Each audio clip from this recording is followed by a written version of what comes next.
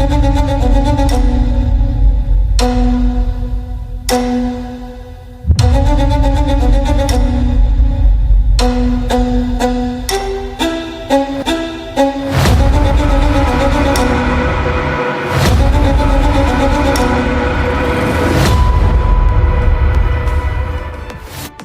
शेतकरी बंधूंनो, सोयाबीन हे केवळ तेलबिया पीक नसून प्रथिने आणि जनावरांच्या आहारासाठी अत्यंत पौष्टिक पीक आहे.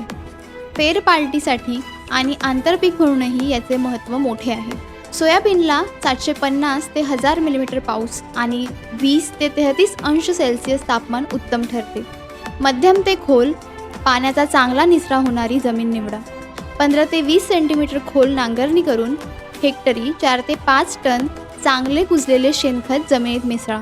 75 ते 100 मिलीमीटर पाऊस झाल्यावर जूनच्या 3ऱ्या आठवड्यापासून ते 15 जुलैपर्यंत पेरणी आटोपावी.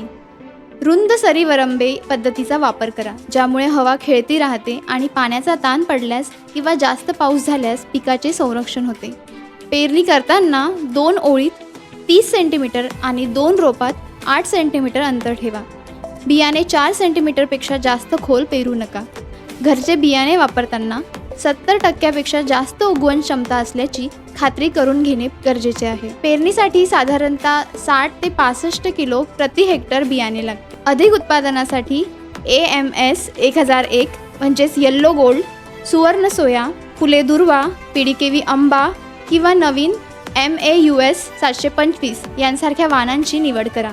हे वाण मूळकूज रोगास प्रतिकारक असून शेंगा फुटण्यासही सहनशील आहेत.